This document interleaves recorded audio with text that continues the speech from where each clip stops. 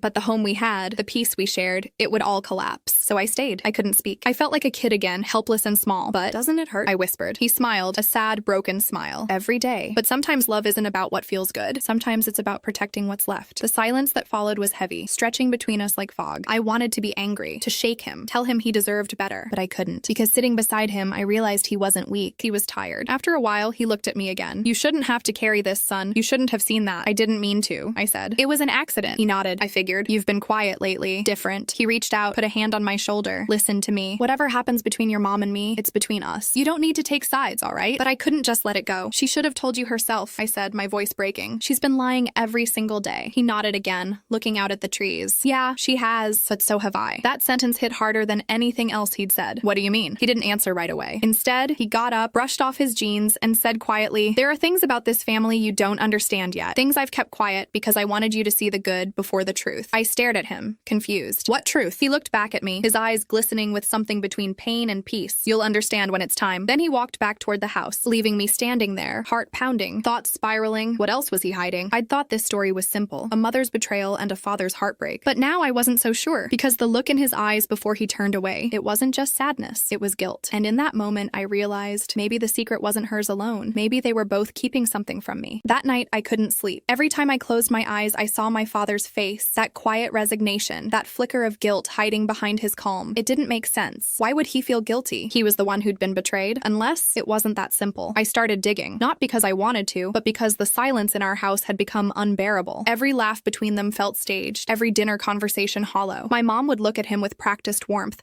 and he'd return it like a man replaying an old scene. It was all theater. One evening after they went to bed, I sat alone in the living room and stared at our family photos on the wall. My parents' wedding day, my 6th birthday, that vacation at the lake. In every picture, they looked perfect. And yet now I knew those smiles were just snapshots of people pretending to be whole. Something inside me cracked. I needed answers. So I went looking. Dad kept all his old files and letters in a small wooden chest under his desk, the kind with brass corners and a tiny lock. I'd seen him open it before when he wanted to reminisce. The key was still taped under the drawer. I told myself I just wanted to understand that I wasn't crossing a line. I was already living in the ruins of someone else's secrets. Inside, there were papers, old photos, and one sealed envelope with my mom's handwriting on it. The front said, "For when he finds out." My heart started pounding. I hesitated for maybe half a second, then tore it open. The letter was dated 3 years ago. If you're reading this, it means the truth finally reached you. I won't justify what I did, not to you, not to myself. But before you decide what comes next, there's something you need to know. When we first got married, I thought love was enough. It wasn't. You were kind, patient, stable, but also distant. You loved routines more than moments. I tried to fill that space, at first with work, and then with mistakes. But that night in April wasn't the first time. And it wasn't the last. I know how this must sound, but you need to understand you weren't innocent either. That summer you said you were traveling for business. I know about her. The messages, the hotel charges, the silence when you came home. We both broke something sacred, didn't we? The only difference is you buried yours and I filmed mine by accident. I'm not asking for forgiveness. I just hope that one day our son doesn't hate us both for the things we couldn't admit. My hands went numb. The letter slipped from my fingers and floated to the floor. My dad had cheated too. All this time, the sadness in his eyes, the calm restraint, the guilt, it wasn't just compassion. It was recognition. He hadn't stayed out of love. He'd stayed out of penance. I sat there surrounded by ghosts of their secrets and realized the truth was far uglier than I'd ever imagined. They weren't villains. They weren't victims. They were just human. I didn't know whether to hate them or pity them. The next morning, I couldn't look either of them in the eye. My mom smiled at me as she poured coffee. My dad kissed her forehead as if the world hadn't fallen apart. It was maddening. Finally, I asked, straight out, voice trembling but steady enough to cut through the pretense. How long are we all going to keep pretending? They froze. Mom's hand stopped midair. Dad's fork clattered onto the plate. For a moment, nobody spoke. The ticking clock on the wall sounded deafening. Then my father looked at me, not angry, not defensive, just tired. What did you find? I hesitated. Everything. My mom's eyes glistened. Oh, God. Dad leaned back, sighing. You read the letter, didn't you? I nodded. He rubbed his face, whispering, guess it was bound to happen. Mom reached for my hand, but I pulled away. You both lied, I said. You both pretended this family was fine when it wasn't. Tears welled in her eyes. We didn't do it for us, sweetheart. We did it for you. That only made it worse. No, you did it for yourselves because you were scared. Scared of being alone. Scared of starting over. Dad looked down, jaw tight. Maybe you're right, but sometimes fear keeps families alive longer than love does. That sentence broke something in me. I wanted to scream, to throw everything off the table, but I couldn't, because deep down, I understood. They weren't heroes or monsters. They were people who'd made terrible choices and stayed to live with them. The rest of breakfast was silence, the kind that fills every corner of a house like smoke after a fire. That night, I packed a small bag and went for a drive. No destination, just the open road, headlights cutting through the dark. As the miles passed, I thought about how love turns into loyalty, how loyalty turns into habit, and how habit, left unchecked, turns into a prison. My parents had locked themselves inside that prison years ago, painting over the cracks until it looked like home, and I'd been born inside it. I pulled over at an overlook and watched the sunrise, the sky bleeding orange and gold. For the first time in months, I felt something close to peace. Not because I forgave them, but because I finally understood the truth my father couldn't say out loud that day in the yard. That some secrets don't stay buried because they're evil. They stay buried because they're shared. And sometimes, that's the only way people survive together. 3 years passed. Enough time for the storm to quiet, but not enough for the air to ever feel clean again. After that night, I left home, moved 2 states away for work, and told myself I was doing the right thing. Starting fresh, cutting ties with the ghosts of a family that never really existed. But no matter how far I went, they followed me. Not physically, but in the small ways that matter most. Every time I saw an older couple holding hands, I thought of my parents. Every time I heard laughter over dinner in a restaurant, I felt that hollow ache in my chest, the echo of something I used to believe in. I tried to convince myself I didn't care, that they made their choices, and I made mine. But guilt has a strange way of surviving distance. It doesn't fade. It waits, quietly, patiently, until the day it finally finds you again. It was a Tuesday morning when I got the call. Dad's voice was calm, but brittle. Your mom's gone, he said. For a second, I didn't understand. Gone where? He didn't answer right away, just breathed into the receiver. Then softly, she passed in her sleep last night. The world went still. It wasn't the kind of grief that comes from shock. It was heavier, older, like losing something you already already knew was broken, but realizing it's gone forever anyway. I drove home that night, the same roads I'd driven away from years ago, except this time, every turn felt heavier. Every mile like a rewind button pressed too late. The house looked smaller, quieter. Dad was standing by the window when I arrived, his hands clasped together like he'd been praying. There were dark circles under his eyes, but his posture was calm, almost peaceful. We didn't hug right away. We just looked at each other. Two people bound by silence, by everything we'd said and everything we hadn't. Her funeral was small, private. Dad insisted on that. She wouldn't have wanted a crowd, he said. During the service, I couldn't bring myself to cry. Not because I didn't love her, but because love didn't feel like the right word anymore. What I felt was something deeper, a tangled mix of sorrow, anger, and relief. When everyone left, Dad and I stayed behind. We sat beside her grave as the last light faded from the sky. After a long silence, he said, "There's something I should show you." He handed me a small envelope. On the front, my name, written in her handwriting. My throat tightened. "She wrote me something?" He nodded. "A few months ago. Told me to give it to you when the time felt right." My hands shook as I opened it. Inside was a folded piece of paper, soft at the edges, like it had been read too many times. "My son, if you're reading this, I'm already gone. But please, Wars, don't let what you found define the woman you remember. I know what I did was unforgivable. I hurt the people I loved most, and for years I watched the consequences of my own weakness eat away at the three of us. But if there's one thing I want you to understand, it's this. Love isn't always pure. Sometimes it's just endurance dressed as hope. Your father and I weren't perfect. We failed each other in ways you'll never truly see. But we stayed not because of fear, but because we believed that even broken promises can be rebuilt into something that still shelters someone else. You were that shelter. We didn't stay married because we were happy. We stayed because we wanted to give you a world where love still existed, even if it was cracked and flawed. And maybe we were wrong to do that. Maybe you'll hate us for it, but I hope one day you'll see that we weren't pretending for ourselves. We were pretending for you to have something to believe in, even if it wasn't real. If I could go back, I'd tell you sooner. I'd tell you that adults make terrible choices when they're scared of losing the only thing they've built, and that sometimes forgiveness isn't about who deserves it, but about who needs peace the most. Please don't carry this weight like I did. Let it end with me. Mom. I didn't realize I was crying until the ink on the paper started to blur. Dad put a hand on my shoulder but said nothing. He didn't have to. For the first time, I understood what his silence all those years had really been. Not cowardice, not guilt, but mercy. He had lived with the truth, not because he was weak, but because he'd already forgiven her long before she asked for it. That night, I sat alone in my old bedroom, the walls still covered with faint outlines where posters used to hang. The house creaked with age, but it felt softer somehow. I thought about her words. Forgiveness isn't about who deserves it, but who needs peace the most. And for the first time, I realized maybe that person was me. So I did something I hadn't done in years. I opened the family cloud. The folder was still there, hidden, but not deleted. I hovered over the videos, my finger trembling above the delete button. Then I clicked. One by one, they disappeared, each file fading like a ghost finally released. When the last one vanished, I whispered into the quiet, "It ends here." Outside, the wind moved through the trees, slow, gentle, almost like a sigh. And in that moment, I didn't feel angry anymore, just human, like them. Because in the end, that's all any of us are. People trying to love the right way, failing, and trying again anyway. And maybe that's what forgiveness really is.